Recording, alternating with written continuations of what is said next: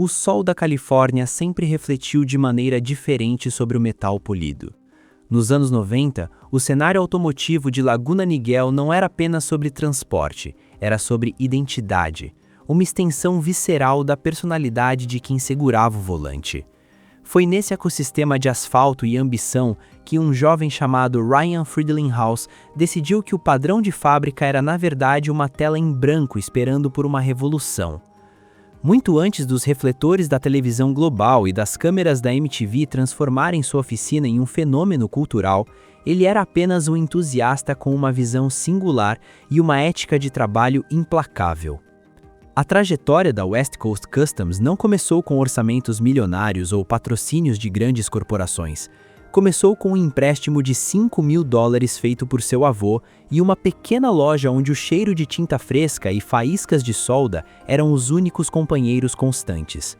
Ryan, então com apenas 18 anos, possuía uma percepção aguçada de que o mercado de personalização estava estagnado. Enquanto a maioria das oficinas se limitava a reparos mecânicos ou modificações cosméticas superficiais, ele enxergava o carro como uma obra de arte total, onde o design exterior, a engenharia de suspensão e a tecnologia de entretenimento deveriam convergir em uma harmonia agressiva e luxuosa. Nos primeiros anos, a oficina era o segredo mais bem guardado do sul da Califórnia. Ryan não era apenas o dono, ele era o designer, o montador e o mestre de cerimônias de um novo estilo que misturava a cultura lowrider, o luxo dos carros europeus e a robustez dos caminhões. Ele entendeu, antes de muitos, que a exclusividade era a moeda mais valiosa do novo milênio. Se você queria algo que ninguém mais tinha, você batia a porta de Ryan. O diferencial dele residia em sua recusa em dizer não a projetos impossíveis. Se um cliente queria integrar um console de videogame de última geração em um painel de couro costurado à mão, ou se desejava que um SUV clássico rodasse a poucos centímetros do chão com um sistema hidráulico complexo, a oficina encontrava um caminho. Essa mentalidade rapidamente atraiu a atenção de figuras influentes da cultura urbana e do esporte profissional, que buscavam nos carros uma forma de ostentar seu sucesso de maneira única. Enquanto a reputação de Ryan crescia nos bastidores, o cenário cultural de Los Angeles fervilhava com a ascensão do hip-hop e a cultura das celebridades que exigiam personalização máxima. A oficina mudou-se para instalações maiores, refletindo a demanda crescente. Antes de o mundo conhecer o programa Pimp My Ride, a West Coast já era o epicentro da inovação. Cada projeto que saía de suas portas era um cartão de visitas ambulante, circulando pelas avenidas de Hollywood e atraindo olhares curiosos. Ryan estava moldando o que viria a ser o padrão ouro da customização moderna, focando obsessivamente na qualidade do acabamento e na integração tecnológica, elementos que separavam os amadores dos verdadeiros mestres do metal. A dinâmica interna da oficina nesse período era de pura adrenalina e experimentação. A equipe original, sob a liderança exigente de Ryan, trabalhava a noite adentro, muitas vezes sacrificando o descanso pela perfeição de uma linha de carroceria ou pela pureza de um som. Não havia manual de instruções para o que eles estavam criando. Eles estavam inventando a regra enquanto a executavam. Essa crueza e autenticidade foram os alicerces que permitiram que a West Coast suportasse a transição para o mainstream sem perder sua essência técnica. Ryan já demonstrava uma habilidade nata para o marketing, mesmo sem ferramentas digitais sofisticadas. Ele sabia que o carro certo nas mãos da pessoa certa criaria uma onda de choque de marketing orgânico. Ao personalizar veículos para atletas da NBA e estrelas do rap, ele posicionou a oficina no nexo entre a moda, a música e o automobilismo. A fama da TV foi uma consequência inevitável de um império que já estava construído sobre aço, suor e uma ambição que não cabia em quatro paredes. O palco estava montado. O nome da oficina já ecoava nas ruas como sinônimo de excelência audaciosa. O que começou com um pequeno empréstimo e uma garagem modesta havia se transformado em uma força da natureza, pronta para ser capturada pelas lentes do entretenimento e apresentada a um público global faminto por transformação. Ryan estava prestes a provar que no mundo dos carros o limite não era o céu, mas a imaginação do criador. A transição da West Coast de uma oficina de elite local para um ícone global aconteceu como um arranque de um motor V8. Rápido, barulhento e impossível de ignorar. No início dos anos 2000, a cultura pop estava obcecada pela ostentação e pela transformação extrema. Quando os produtores da MTV americana bateram a porta de Ryan para conceber o que viria a ser o Pimp My Ride, eles não estavam apenas contratando uma oficina, estavam comprando uma estética.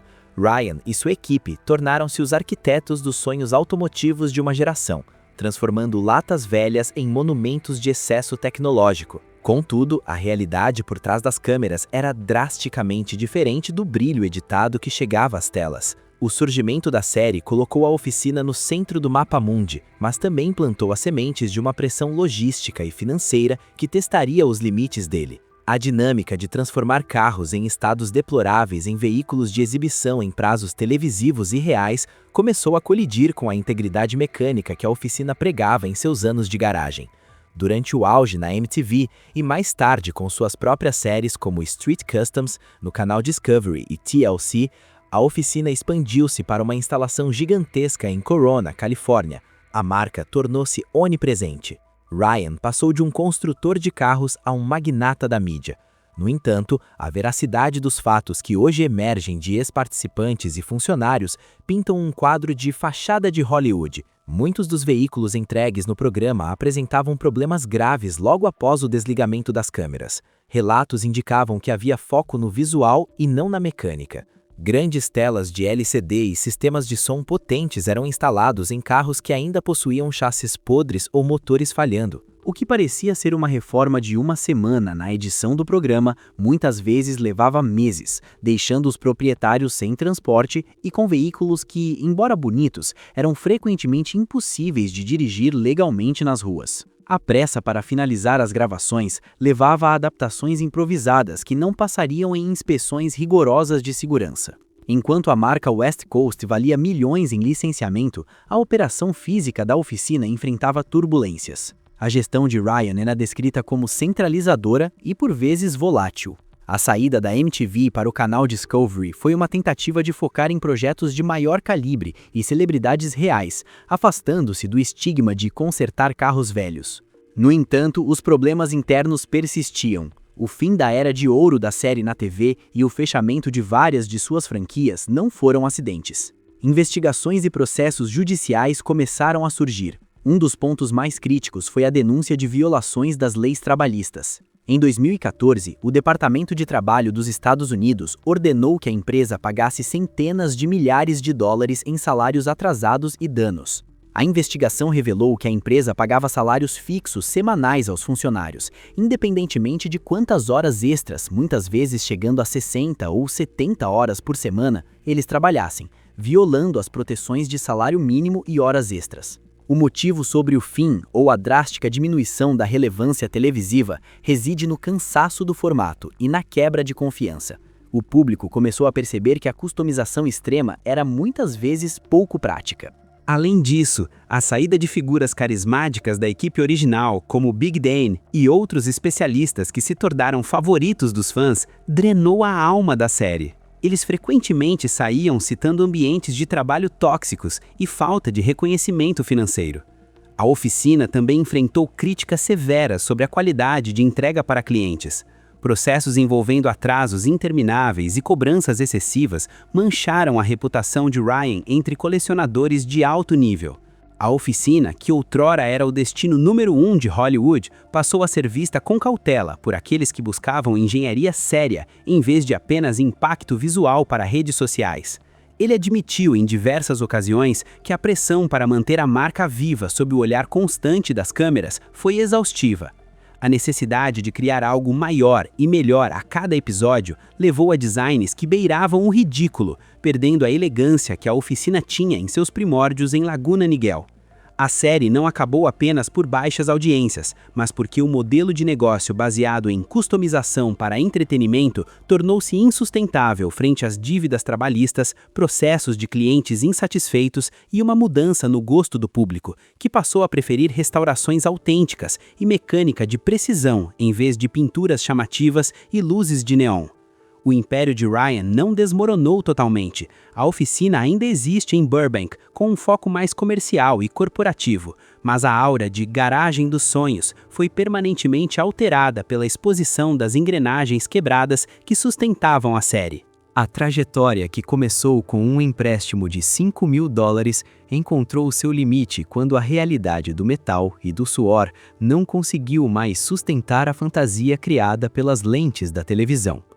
O impacto da série no mainstream foi o catalisador que transformou o mercado de acessórios em uma indústria bilionária. Antes de Ryan, a personalização extrema era restrita a nichos muito específicos. Depois dele, grandes montadoras começaram a oferecer pacotes de customização de fábrica, e a tecnologia de entretenimento embarcada tornou-se um padrão de luxo. Com o fim da era frenética dos reality shows semanais, Ryan optou por um movimento estratégico, trocou a quantidade pela qualidade e o drama televisivo por parcerias corporativas de alto nível. Hoje, a oficina opera em uma instalação monumental de 5.574 metros quadrados em Burbank, Califórnia, que funciona não apenas como oficina, mas como um centro de design e entretenimento. Atualmente, em vez de customizar apenas carros de pessoas aleatórias, a oficina agora desenvolve protótipos e veículos de marketing para gigantes como Nintendo, Warner Bros. E grandes marcas de eletrônicos, criando conceitos que circulam em feiras como a CES e a SEMA. Ryan expandiu sua marca para o universo virtual. A oficina tornou-se uma presença constante em franquias de jogos como GTA e Need for Speed, onde o estilo de customização dele é imortalizado em pixels. Além disso, ele mantém um canal ativo no YouTube, onde mostra os bastidores de forma mais controlada e profissional, sem os prazos artificiais da TV antiga. Um dos seus projetos mais significativos atualmente é a West Coast Customs Academy. Ryan fundou esse braço educacional para treinar a próxima geração de artesãos automotivos, ensinando desde funilaria e pintura até eletrônica avançada, preservando a mão de obra qualificada que ele mesmo teve dificuldade em encontrar no passado. Hoje, ele desfruta de uma carreira mais equilibrada, focada em projetos que desafiam a engenharia moderna e em mentorar novos talentos. Ele não é mais apenas o jovem de boné para trás tentando pagar o empréstimo. Ele é o patriarca de um estilo de vida que sobreviveu à própria série que o criou. O rugido dos motores da West Coast continua ecoando, mas agora com a maturidade de quem entendeu que o verdadeiro brilho não está nos holofotes, mas na precisão de cada detalhe que sai de sua oficina para as ruas do mundo todo. Se você gostou desse vídeo, não se esqueça de curtir, compartilhar e se inscrever no canal. Para mais conteúdos como este, clique no próximo vídeo que está aparecendo na sua tela agora.